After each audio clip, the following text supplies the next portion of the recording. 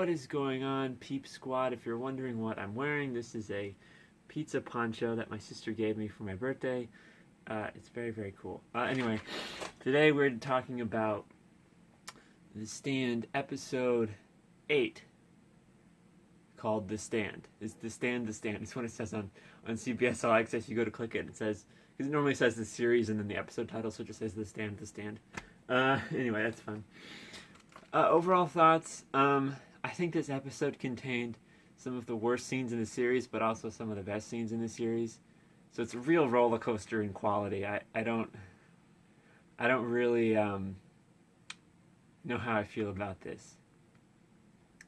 But anyway, yeah, it's also the shortest episode, coming in at a brisk 48 minutes long. Normally the episodes are like 55 at the minimum. I think episode 2 was like an hour 10 minutes. That was the episode we were introduced to Larry. But so they kind of jump around a little bit, but this is the shortest one at 48 minutes long. Okay.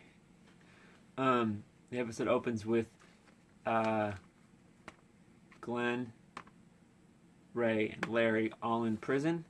It's not really prison, they're just kind of in a holding cell. They're talking just about like just Las Vegas, and Glenn's like, it hasn't really changed since before the apocalypse. It's just a bunch of lost people.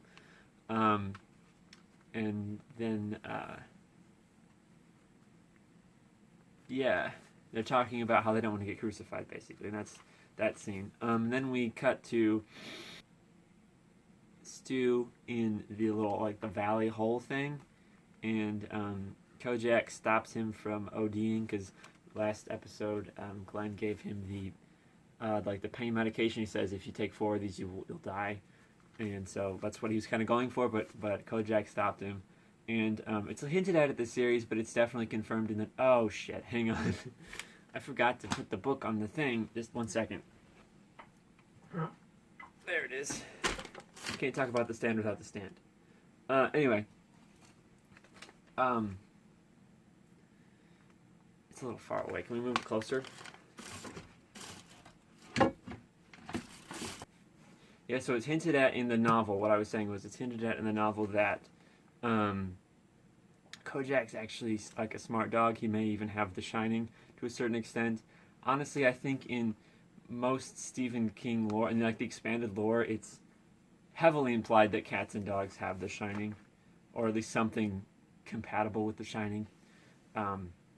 It's actually a whole scene. We get a little hint at this later on in the episode, but there's a whole chapter in the novel where it follows Kojak's journey from Maine to Colorado, because normally in the novel Glenn leaves Kojak in Maine and he just goes with Stu to Colorado. But we find out later that Kojak actually follows them, and he runs into a pack of wolves, and it's pretty epic, honestly. One of my favorite parts of the book. Then we get to the worst scene in the series, the court scene. It's just silly. Like, I don't have no other way to put it. It's just really, really silly. And I know that Stephen King is a weird author, and that's what I love about him, but this scene is just so ridiculous. I don't even know where to start. I don't know, man. But Glenn sort of like, he starts talking, and then he gets the rat woman who's the judge. She's also apparently the midwife, as we find out later on in the episode. Glenn gets her riled up, and so she has Lloyd shoot him.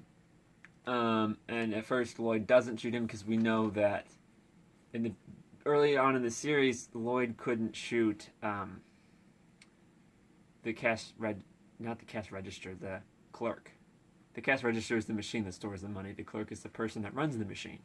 The gas station clerk in the beginning of the series, Lloyd couldn't shoot him, and so it was kind of just he was kind of framed for that, and so he kind of has this reputation as a killer, but he's never actually killed anybody yet. And so it takes him a little bit to shoot Glenn, and then he doesn't feel real good about it afterwards, as you might assume. One thing that's really weird about this scene is that Ray kind of flips out when Glenn dies, which I don't really understand because we didn't really see them be that close. Honestly, we didn't really see that much of Rey at all in this series. So they may have been close, but they did all that off camera, which is ridiculous. That kind of brings me back to one of the big problems in this series is that all these characters are just ridiculously underdeveloped. And so we don't really have an understanding of their relationships or really who they are as characters. So yeah, it's just whatever. And after Glenn dies, we see that Flag is losing his power, which is something that kind of the episode kind of keeps coming back to, and as bad things for him, good things for us start happening throughout the episode. Rey and Larry get locked up in the kitchen for whatever reason. They're no longer in the holding cell. I don't know. I don't know why they did that. And then Nadine comes down and meets him, and she is, at this point, has been completely brainwashed by Flag, because she thinks she looks beautiful, but she looks very, very, as we found out last week, very not well. But she can't see that. She's completely brainwashed. So then Larry he gets like a pan, and he shows her, he's like, hey, this is what you look like shit. And then she's like, oh, I guess I do. And that's when the labor pains start. And this is what I mentioned earlier. She gets hauled up to the penthouse, and the rat woman, who is the judge, as well as apparently we find out the entertainment director, whatever that means, she's also a midwife. So Nadine keeps complaining that something isn't right. No one's listening to her, so then she just kind of gets up. And Flag tries to manipulate her again, and it starts to look like it's working, but then she jumps out the window. And it's a really well shot scene, I guess. As it's like the glass kind of slow-mo falls and stuff, and she lands in the pool. And then we meet back up with Stu. This is the part where, I mentioned this earlier, where Kojak runs into a wolf. And so basically in the novel, it's about halfway through the novel, I'd say, Kojak runs into a whole herd of wolves on his way to Colorado, and he gets beat up pretty bad, but he eventually does defeat them.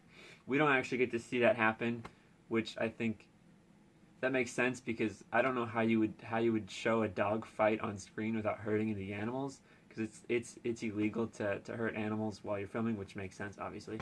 But I'm not sure how you would really show that without hurting them.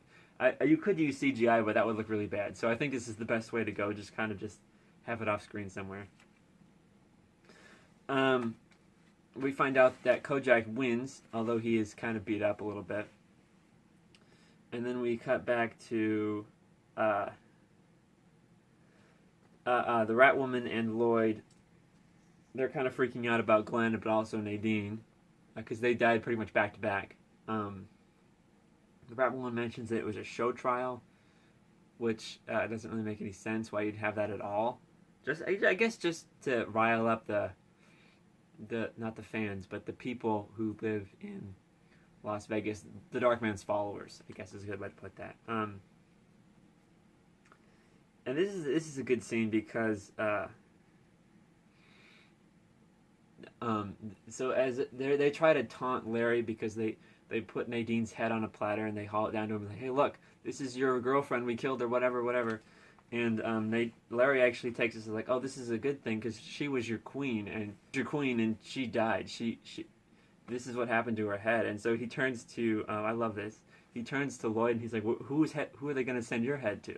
Which is great. And then we get to the execution, which honestly is really hard to mess up. I think, though this show does try, it's hard to mess up. It's a really great scene in the book. It's a really great scene in the original. It's a really great scene in this. But they're all very different. So I just think that really points to just the really good writing of King and just how he just presents this scene. It's really, really good. So like the trial, this is very much amped up for entertainment value of the followers, and Julie Lawry is kind of like the MC of it, and I hate Julie Lawry, especially in this scene. She's just such a pain in the ass.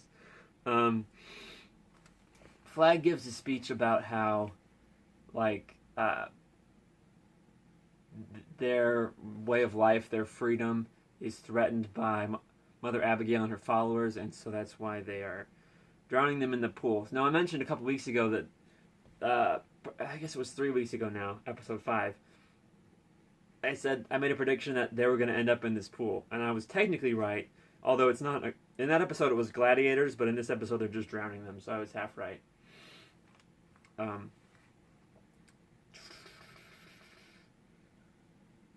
And then, like I said, this scene's really good, but the show is trying so hard to mess it up because for some stupid reason, as Larry and Ray are drowning in the pool, Randall Flagg is dancing. It's really dumb. And he cuts to the airport. He says, after these people die, we're gonna bomb Boulder, and then we're gonna win. We own the world, basically. And Larry's like, oh, he thinks that Mother Abigail's still alive, which is another hint that he's losing his power. I guess I skipped over something because he kind of lost it when Nadine died as well, and so this is just kind of the final straw, I guess, as there starts to be surrectionists during this scene, and he kind of loses all of his control at this point. Lloyd comes into the pool with a cattle prod. He starts whacking Larry with it, but Larry quotes from last episode, Psalm 23, I will fear no evil. He just keeps reciting it over and over again. And like I mentioned, there are other people in the crowd who recite that as well. And Flagg doesn't like that. And Flagg's like, hey, you need to shoot these people because they're betraying us. And Lloyd's like, I'm not going to do it. He actually asks for the key to let them go, Ray and Larry. For whatever reason, he wants to let them go. And then this is the part where the trash can man shows up with the nuclear warhead, and he does not look well at all. It doesn't really mention this, but I'm assuming it's because the high radiation is just melting his skin off. I don't really know. And then we start seeing thunderclouds. In the book and the original miniseries, this is the literal hand of God. Like, there's an actual hand that shows up and touches the nuke and just blows everything up. But in this, it's a little bit different. It's just a thundercloud, and it starts zapping people. And it's really funny. This is a lot like the movie Ready or Not. At the end of that, where they just blow up in clouds of blood. It's kind of like that. Normal lightning doesn't do that, but whatever. Lloyd, this is awesome. There's like this ring thing hanging from the ceiling, and the lightning strikes it, and it just like completely swings down. It misses Lloyd, and he stands back up, and then it decapitates him, kind of like something from Final Destination. And then it keeps zapping Flagg several times, and he disappears. I don't think he's dead. I think he will show up next week because there's still one episode left. But then eventually, this scene goes on for a long time, and I think it would have been better if it just didn't zap everybody and if it just zapped the bomb directly. But for some reason, it wants to zap everybody. So they each have their own individual death, which is whatever. But anyway, so the people start leaving the casino, but it's too late for them because it just blows up. And this is the part where the water is already over Larry and Ray's head, and so they blow up and they're underwater and they die, but not for a lost cause, I think. Stu is in the hole still, and he sees the fallout, and I think some people had an issue with this, but I think that he's far enough away from the explosion that it doesn't really affect him, because remember from last week, they walked for a little bit, and then they went to a limousine, and it took them all day to drive the limousine to Las Vegas. So that's probably a couple hundred miles, I'd say. I'm not sure about the radius on these bombs, so I don't know, but I'd say it's a couple hundred miles. I guess that's at least for me, it's within the realm of believability. And then so as like everything is kind of, the shockwaves are knocking rocks over and stuff, Kojak runs away, but we see later that he meets Tom, who was also saved from the explosion. And the final scene is with Fran and Joe. They're talking about their music lessons, and then they see the explosion, and then Joe turns to it and he says he's gone. The Dark Man's gone, which I think is a misdirect. I think he'll show up next week. And then she asks him about Stu, but he doesn't say anything. And then the episode ends with Fran's water breaking. So, like I mentioned, I don't think Randall Flagg's dead. I think he'll show up to some extent or another next week. Next week's episode is mostly going to be the new ending written by Stephen King specifically for this show. However, there's still a little bit of the book left for them to cover. So it's going to be mostly new, although there will be some familiar territory as well in that. I'm not looking forward to it all that much because after the execution scene in the novel, the book just kind of falls apart from there. That's easily the worst part of the novel. So there's the explosion and there's like 100 more pages left, which is just ridiculous. But anyway, comment down below with what you thought of the episode. Are you looking forward to next week? Or are you not looking forward to next week? Let me know. Thank you for liking and subscribing. You can check out the Facebook group in the link in the description as well as our Instagram page. You can support us on Patreon and you can contact us on Twitter. We also came out with a new podcast last week, so if you want to check that out, the link will be in the description as well. I will see you probably tomorrow, I think, if we get our videos up fast enough. Until then, peace out.